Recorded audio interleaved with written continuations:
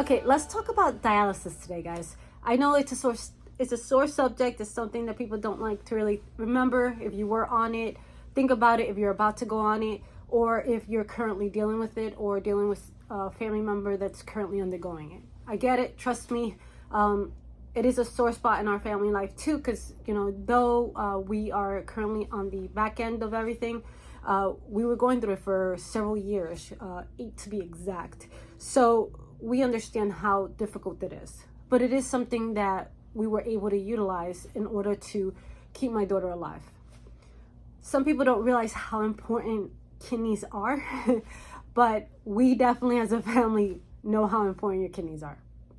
So hello, if you are new to my channel, welcome back. If you are a seasoned subscriber, for those of you guys that are new to my channel, on Mondays I do videos all about fashion, accessories, just stuff that I enjoy doing to keep my mind off of the second half of my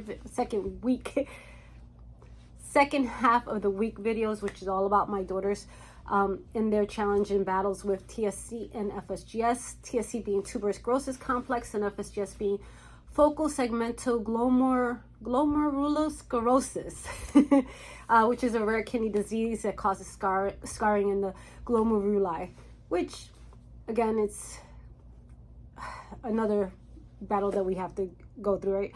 So with each of these diseases, neither of them are curable, so we can only address the symptoms, right, and try to keep them at bay so that they don't develop into something more serious. If you are interested in either or, please hit the subscribe button and hit that little bell so you can be notified on all of my latest videos.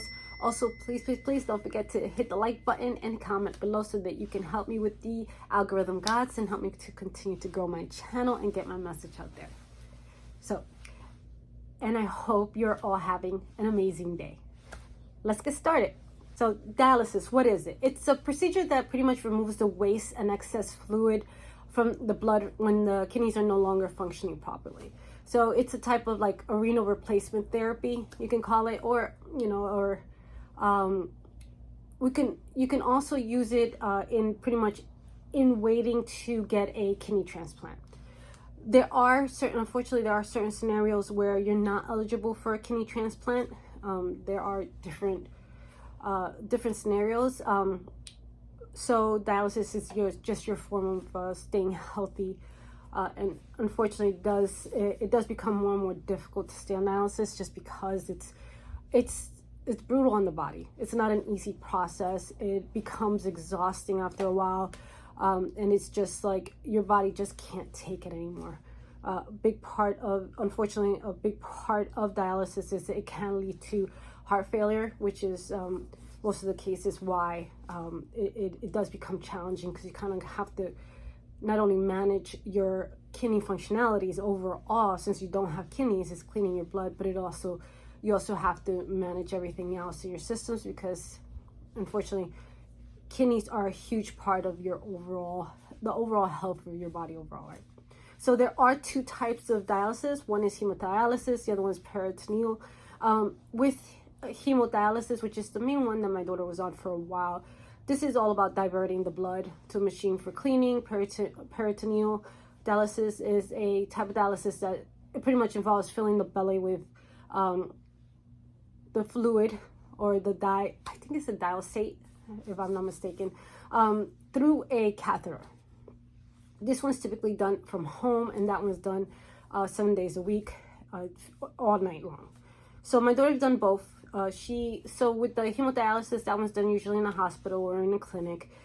There are different levels of dialysis, or as far as like time-wise. So depending on how much your body needs to be cleaned, or your blood needs to be cleaned out, will determine how many days a week and how long you'll be doing your dialysis for.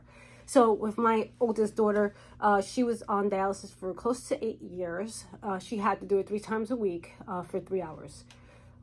Sometimes they shifted it around. Sometimes I think that at one point she was doing it for 4 hours. So again, it could all change back and forth, right? So the main purpose of dialysis, it helps you to lower your blood pressure, helps your heart work easier, reduces symptoms, like headaches, stomach aches, nausea, but it can also cause those issues to occur too. So a lot of times with dialysis, you typically start it once your kidneys are pretty much done and gone. So about 10 to 15%, they'll probably be working, and then eventually they'll, there's just nothing you can do to recover from your kidney disease, right? So it's just something that you'll have to go in. There are certain diseases that will lead to kidney disease, there are many different types of kidney diseases that will lead to end-stage kidney disease.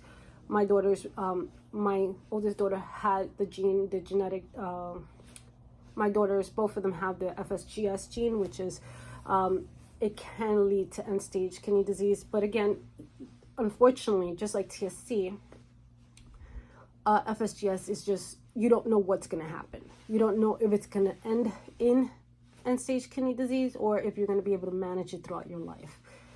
For my oldest, unfortunately, it was just something that came head on pretty quickly, and it did, obviously it was devastating. Right? She's a trooper though, so she went through all, she ended up losing her kidneys in 2012. I actually donated my kidney to her. So during that process, this was before,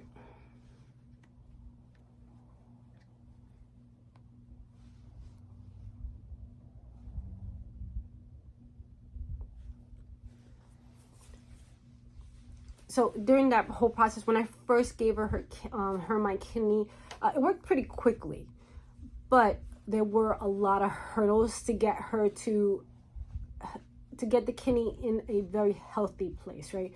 So with her first transplant, for the first 6 months, she had about 3 UTIs, kidney infection. So there was a series of issues that she had to overcome in order for her to even get back to just her normal everyday.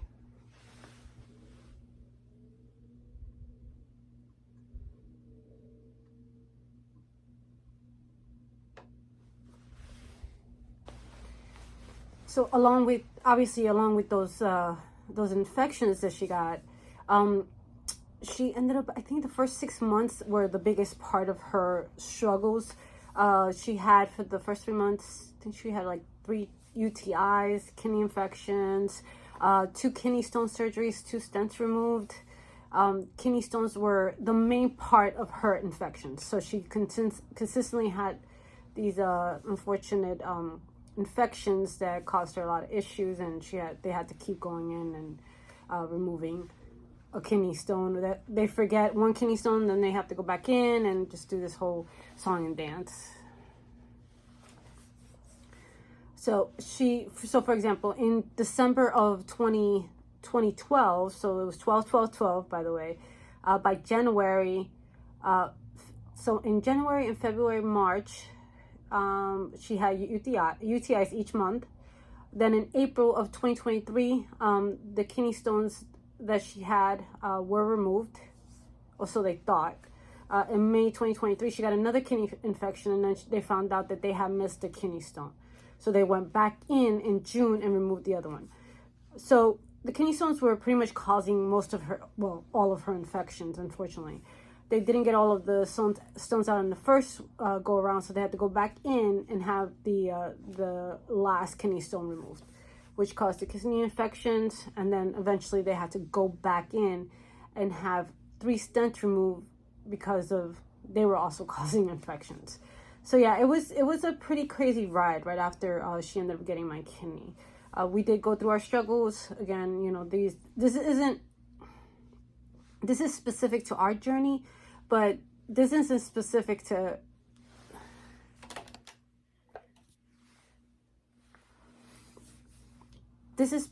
our journey, but it's not unique as far as like kidney transplants in general. There's always like something else going on. There's always another issue where it's the kidney transplant is great. You get a new kidney. Hopefully it works. Sometimes kidney won't even start. Like with her second transplant, the biggest struggle was getting that new kidney to even start up, because once you're on dialysis for several years, unfortunately, it can take the kidney a little bit of time to start working, because your body is so used to not having that organ in your system for so long.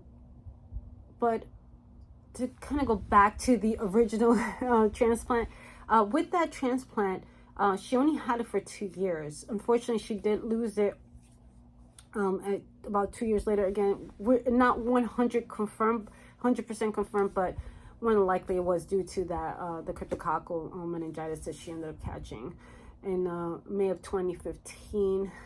Her nephrologist was, I mean, she was amazing, and she tried everything to save her kidney, but unfortunately she was unable to, so she ended up losing her kidney. And that's when our journey into dialysis came about, which obviously, as you're well aware, took about 8 years to get out of, and hence goes into her second kidney, which she just got in August, so now we're going on a little over 2 years ago.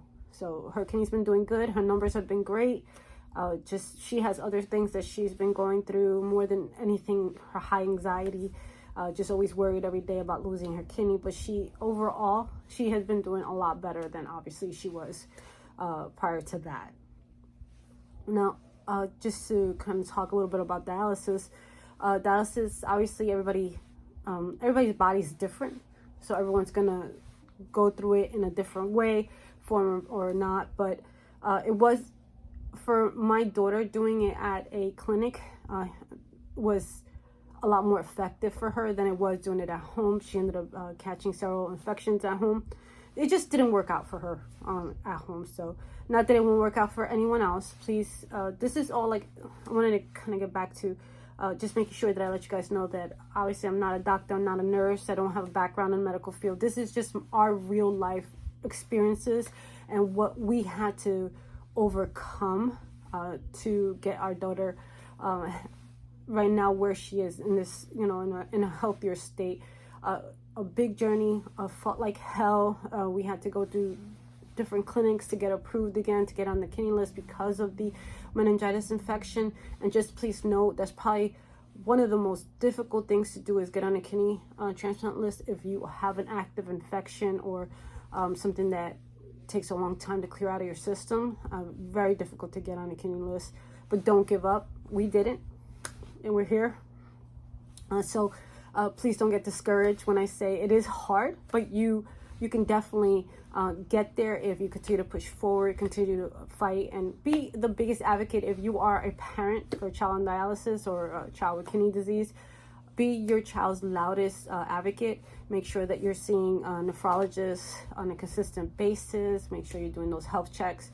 Make sure she's doing okay, and she or he is doing okay. Ask questions. Don't be afraid to ask questions. If you're not sure about something, write down your questions. You might think of something, and then by the time you go see your doctor, it's gone. Make sure that you write it down and come prepared.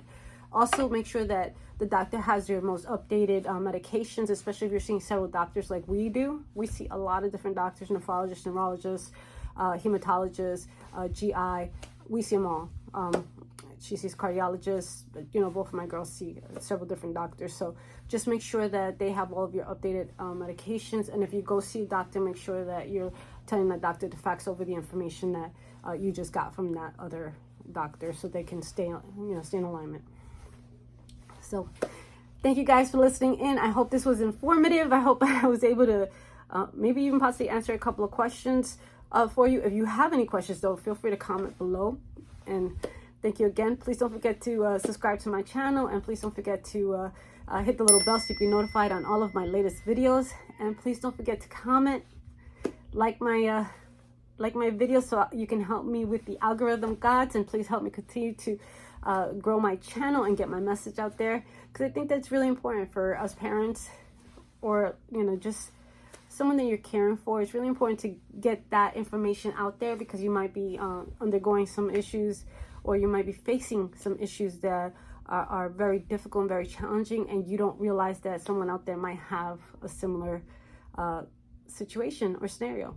So hence why I built my channel. And hopefully in an upcoming video, I can introduce you to my oldest daughter. And I just wanted to, before I close out today, I wanted to say thank you so much for those of you guys that continue to follow me. I'm actually really close to 500 subscribers, and I am super excited. I cannot tell you how how excited I am. I started with 0 and I'm at 500. It's only been a few months. So I'm really, really, really happy that you guys at least, you know, take the time out to subscribe, okay? Thanks again, guys.